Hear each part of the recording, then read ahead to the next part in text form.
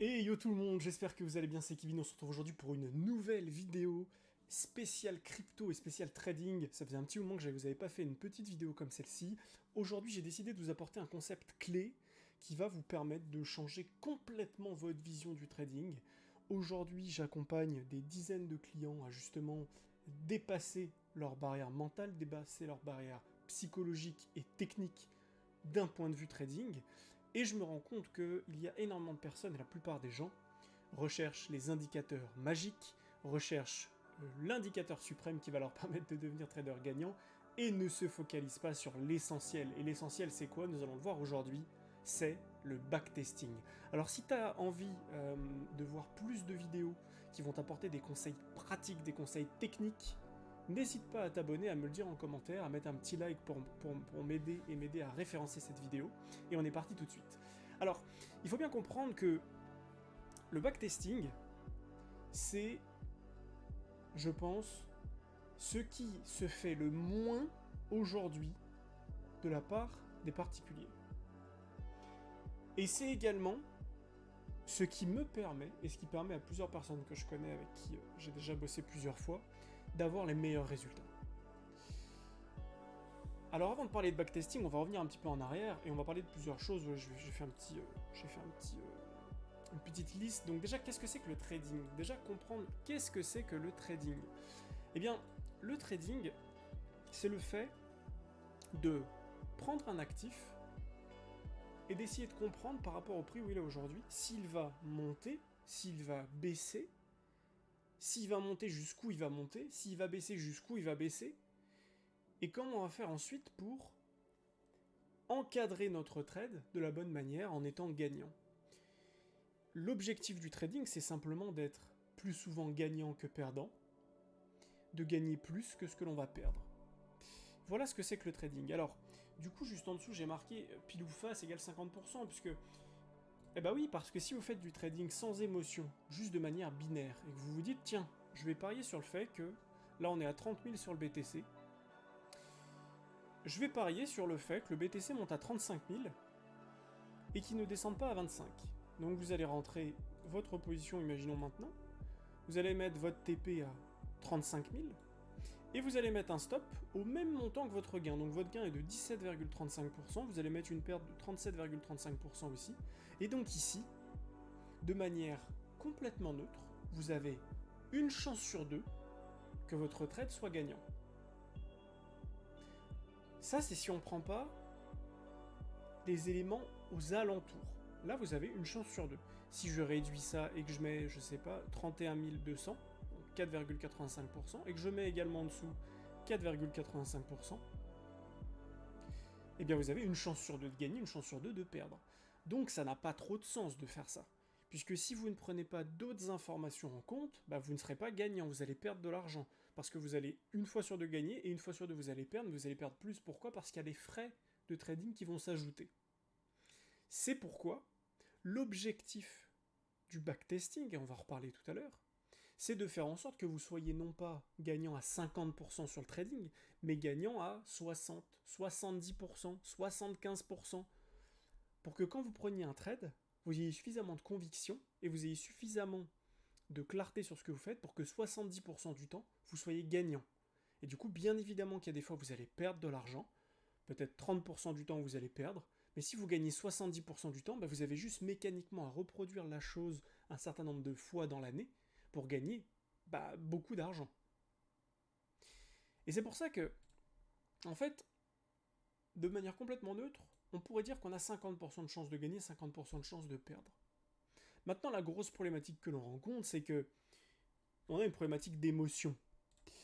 On a une problématique d'émotion, c'est-à-dire que aujourd'hui, ce qui fait que les traders sont perdants, c'est qu'ils suivent leur cœur, ils suivent ce qu'ils entendent, ils sont manipulés, et donc ils vont se retrouver par simplement faire n'importe quoi. Malgré eux, de manière inconsciente parfois, et moi aussi d'ailleurs, ça m'arrive, et ça m'est surtout arrivé dans le passé, on est manipulé, on écoute, on fait confiance, on a peur, on est dans l'euphorie, et du coup on se met à faire n'importe quoi. Ce qui fait que notre pourcentage de gain est drastiquement diminué. Et c'est pour ça qu'il faut lutter contre les émotions. Et ça, c'est la première chose. Deuxième chose, l'ego, bien évidemment, puisque la plupart des gens, quand je leur dis ça, ils me disent « Ah oui, mais moi, c'est bon. Les émotions, je sais ce que c'est, je gère, j'ai aucun problème avec ça. Je n'aurai pas de problème avec les émotions, je sais gérer mes émotions. » Et du coup, bah, ces gens-là, bien évidemment, qui foncent dans le mur, et le jour où ils foncent dans le mur, après, ils viennent me voir en me disant « Ah oui, t'avais raison, comment on fait pour travailler là-dessus ?» Ça, c'est un premier point. Deuxième chose, il faut bien comprendre que pour augmenter votre pourcentage de trading, 50%, il n'y a pas d'indicateur magique. J'ai des clients, quand ils viennent me voir, ils me disent « Ok, mais tu utilises quoi comme indicateur ?» Donc bien sûr, on en parle, je leur présente les indicateurs que je vais les aider à développer et à savoir maîtriser. Et une fois que je leur ai montré les indicateurs, il y en a certains, ils se focalisent sur l'indicateur, ils en regardent qu'un, en pensant que c'est un indicateur magique qui leur permet d'avoir une indication folle. Par exemple, en leur disant, là il y a une bougie, un point haut, une bougie de ravalement baissière, ça y est, c'est bon, à chaque fois qu'il y a ça, je vais prendre un trade. Mais c'est pas suffisant. Et même si ça l'était, vous ne savez même pas si c'est suffisant. Et c'est là où on rentre sur ce qui est le plus important à mes yeux, c'est-à-dire le backtesting. Et c'est là où bien sûr je pense que ça va faire chier beaucoup de monde, c'est que le backtesting, ça nécessite du travail, ça nécessite de la rigueur, ça nécessite du suivi, ça nécessite de noter des choses, et oui, vraiment, du travail, quoi. Mais je veux dire, on n'a pas tout ce qu'on veut sans rien faire. Donc, le backtesting, maintenant, qu'est-ce que c'est? En fait, le backtesting, c'est simplement prendre un actif, comme par exemple le BTC, on va prendre le BTC, imaginons. Tac, on va dire qu'il n'y a rien sur cet actif, on s'en fiche, hein. Là il y a des choses, mais on s'en fiche. Et l'objectif, ça va être simplement de regarder, d'observer, par exemple là on est en daily, d'observer comment est-ce que cet actif se comporte. Et est-ce qu'il y a des choses qui se passent qui nous permettent de savoir lorsque le cours se retourne, lorsque le cours baisse, lorsque le cours monte. Et simplement, on va prendre l'actif, on va revenir en arrière, et on va dire, ok, par exemple, quand on a posé un top ici, qu'est-ce qui pouvait nous dire qu'on a posé un top? Et du coup, on va ajouter quelques indicateurs à notre graphique. Par exemple, on va rajouter le MACD, on va rajouter peut-être le volume, on va peut-être rajouter le prix de production du BTC, etc. On va rajouter un certain nombre d'indicateurs. Et d'ailleurs, si vous voulez une vidéo sur les indicateurs, n'hésitez pas à me le dire en commentaire. Ce qui va nous permettre de vérifier un certain nombre de choses. Par exemple, ici, on va vérifier avec le MACD et dire, ok, alors là, on a eu un top ici, et derrière, ça a été le top de marché pendant longtemps. Tiens, c'est bizarre, on a eu une divergence ici en daily. Ok, premier indicateur, une divergence. Ok, du coup, c'est intéressant, je vais me le noter dans mon premier exemple. Ici, j'ai une divergence, et derrière, paf, on pose un top et on corrige. Ok, est-ce que... Je vais regarder le prochain sommet ici. On a eu un sommet juste là. Est-ce que là, on fait de la divergence? Là, on fait pas de divergence. Ok. Est-ce que ça, c'était un ATH? Non, ça, c'était pas un ATH. Ok. Là, on a fait un ATH. Est-ce qu'on divergeait? Tiens, c'est intéressant. Là, on a fait un ATH. Et là, on divergeait. Encore. Donc là, on a fait deux divergences. Double divergence. Hop, et après, on a corrigé. Ici, est-ce qu'on divergeait ici? Tiens, c'est intéressant. Là, on divergeait. Et hop, on corrige. Donc déjà, là, mon backtesting sur le MACD m'a permis de voir que sur un ATH, 3 fois de suite, on a une divergence, un sommet, et après on arrive au top et on corrige. Ici, on a double divergence, un sommet, on corrige. Ici, on a une divergence, un sommet, on corrige. Et du coup, rien qu'avec cette information, déjà, ça me permet non pas d'avoir 50% de chance de gagner, 50% de chance de perdre, mais d'augmenter drastiquement mon taux de réussite, parce que je viens d'observer que lorsqu'on avait une divergence en daily, et qu'on était sur un mouvement parabolique extrêmement haussier, et qu'on faisait un nouvel ATH, à partir de ce moment-là, alors, on avait de fortes probabilités de poser un top. Bien sûr, on pourrait le faire sur d'autres choses. Donc ça, c'est simplement une information que j'ai récupérée. Maintenant, on pourrait récupérer d'autres informations. Par exemple, ok, est-ce que quand on est en haut, est-ce que ça nous arrive, je sais pas, par exemple, de faire un point haut, bougie de ravalement baissière? Bah on voit par exemple ici qu'on a un point haut, mais on n'a pas de bougie de ravalement baissière. Ici, on a quoi? On a un point haut, pas de bougie de ravalement baissière. Est-ce que ici on a un point haut, une bougie de ravalement baissière? On a un point haut, on n'a pas de bougie de ravalement baissière. Donc tiens, la bougie point de ravalement baissière, qui est une méthode et une stratégie, qui est un indicateur qui fonctionne très bien pour certaines méthodologies de trading que j'utilise, ne fonctionne pas pour nous permettre d'avoir une tendance extrêmement long terme pour poser un top de marché et ensuite corriger. Extrêmement intéressant comme information, extrêmement précieux. Et du coup, le backtesting, c'est ça. C'est-à-dire de prendre un indicateur, n'en prendre qu'un, et observer comment cet indicateur se comporte. Est-ce qu'il crée des figures? Est-ce qu'il crée des choses? Est-ce qu'il ne crée rien? Parfois, il va rien créer, mais est-ce qu'il crée quelque chose? Et c'est ça qu'on va venir rechercher, en fait. Par exemple, ici, ok, est-ce qu'on n'a pas créé un canal comme ceci? Est-ce qu'on n'a pas créé quelque chose comme ça? Qu'on a cassé, et derrière, continuité baissière, par exemple? Tiens, c'est intéressant, on a un canal ici. Après, on va continuer, on va chercher d'autres choses.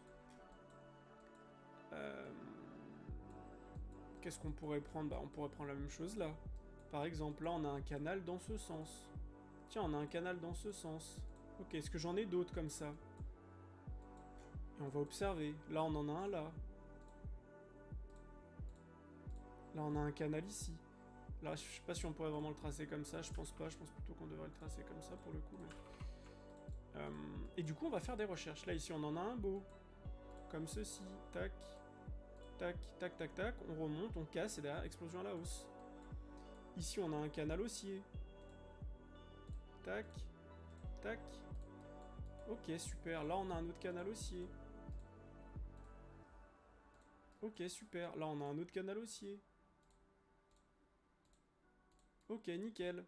Etc, etc. Et on va chercher des informations pour voir si le canal haussier sur BTC est intéressant. Bah là, on se rend compte que dans la baisse, dans la correction, Bitcoin hyper intéressant. Souvent, qu'est-ce qu'il va nous faire? Il va corriger violemment, faire un canal haussier, venir récupérer toutes ses liquidités, paf, cassure à la baisse, et on repart en bas. On refait un canal, on récupère la liquidité en haut, on casse, on repart en bas. Canal, on récupère la liquidité, on casse, on repart en bas. Etc. etc. Jusqu'à se poser un bottom. Et là, hop, on fait une autre figure. Là, on fait un W. On vient retester ce W. Là, on n'est pas revenu tester pile, mais on est revenu faire, hop, une chasse, et derrière, on repart à la hausse. Et donc, voilà tout ce qui va nous intéresser sur BTC et sur tous les actifs, de faire du backtesting. C'est essentiel. Alors, est-ce que c'est la clé ultime pour devenir trader pro? Je pense concrètement que oui. Je pense vraiment que oui. Je pense que si demain, vous prenez une méthode, une stratégie, une tactique, un indicateur magique, vous allez sur n'importe quelle crypto et vous vous dites tiens, j'ai vu un mec utiliser ça, je vais aller, je sais pas, sur INJ par exemple, qui est une crypto, et je vais l'utiliser sur cette crypto, je pense que vous allez faire n'importe quoi. Parce que l'objectif, c'est par exemple sur INJ, ce qui marche sur BTC ne marche pas sur INJ. Donc c'est pareil, je vais prendre INJ par exemple, et je vais essayer de comprendre comment est-ce que cela fonctionne. Est-ce que j'ai des choses particulières qui se mettent en place? Est-ce que j'ai rien de particulier qui se met en place? Est-ce que je suis capable d'en trouver? Est-ce que je ne suis pas capable? Si je suis pas capable, je ne traite pas sur cette crypto. Si je suis capable de trouver des choses, il faut que je me les note. C'est pour ça qu'il faut prendre juste un graphe, il faut prendre un truc, un doc, et noter les éléments que vous trouvez. C'est extrêmement important. Par exemple, sur INJ, on pourrait se mettre en 1 heure. Tac, tac, tac. Et par exemple, observer comment est-ce que le cours évolue. Là, par exemple, tiens, c'est intéressant. J'ai le cours qui descend, qui fait un point bas ici. J'ai mon MACD qui descend. Tac, tac, tac, tac, tac. Ensuite, on vient refaire un nouveau plus bas alors qu'on était passé dans le vert et le MACD ne repasse pas dans le rouge. On refait un nouveau plus bas. Derrière, on fait un point bas, une bougie de ravalement haussière. Et à partir de là, j'observe quoi? Qu'on ne fait pas de nouveau plus bas. Qu'on maintient ce plus bas. Et que derrière, on explose à la hausse. Ok, intéressant. Du coup, on va observer si on retrouve la même chose à d'autres moments. Parce que si on détecte ça à d'autres moments, ça pourrait nous permettre de savoir que quand on a ce setup, quand on a ce pattern, ça peut être extrêmement intéressant de rentrer sur le marché. Et du coup, c'est ce qu'on va chercher à trouver en fait. Par exemple, ici, c'est pareil. Là, ici, on a un point haut. Je sais pas si on a une bougie de ravalement, je pense que c'est close ici. Mais ce qu'on voit ici, c'est pareil. Sur INJ, en 1 heure, on se rend compte que là, ici, le cours montait, il a descendu, il est remonté. Là, on est monté, descendu, remonté. Pas de divergence. Là, par contre, on se rend compte qu'on a fait un point haut sur le MACD ici. Ensuite, on a descendu, descendu, descendu. Là, on est monté, monté, monté. Donc, on a fait beaucoup, beaucoup de divergences. On est passé dans le rouge sur le MACD à ce moment-là. Et derrière, on a fait une grosse correction. Ça, hyper intéressant. Du coup, ça, vous pouvez vous le noter dans votre document INJ. En 1 heure, lorsque l'on a une grande divergence en 1 heure, et que l'on passe dans le rouge, grosse correction derrière. exemple 1. Ça, c'est votre exemple 1. Ça, c'est votre backtesting. Maintenant, vous allez essayer d'observer si vous avez d'autres exemples qui marchent ou qui ne marchent pas. Si vous avez d'autres exemples qui marchent, alors ça va devenir une règle sur ING. Si vous avez plein d'autres exemples où ça ne marche pas, bah ça ne deviendra pas une règle. Mais l'objectif, c'est de trouver le maximum de règles possibles pour justement comprendre comment un actif peut fonctionner et comment vous pouvez faire tout simplement pour trouver une manière de trader sur un actif. Et voilà ce qui va nous intéresser, que ce soit sur ING, que ce soit sur BTC ou autre chose. Donc je vous conseille vivement de faire du backtesting. Si vous ne faites pas de backtesting, je pense que vous perdez votre temps, honnêtement. Si ça vous intéresse de faire du backtesting et d'être accompagné pour ça, n'hésitez pas à prendre rendez-vous avec moi. Le lien est dans la description si vous voulez vous faire accompagner dans votre développement en trading crypto ou en trading bourse. Et également, il y a mon Discord qui est disponible en lien dans la description. Ça vous permet de suivre le challenge que je suis en train de réaliser. Voilà, j'espère que cette vidéo vous a plu. Moi, j'ai vraiment pris du plaisir à la faire et j'aimerais bien en parler davantage. Donc n'hésitez pas à me dire ce que vous en avez pensé. Allez, c'était Kevin, je vous souhaite une belle journée. Ciao, ciao.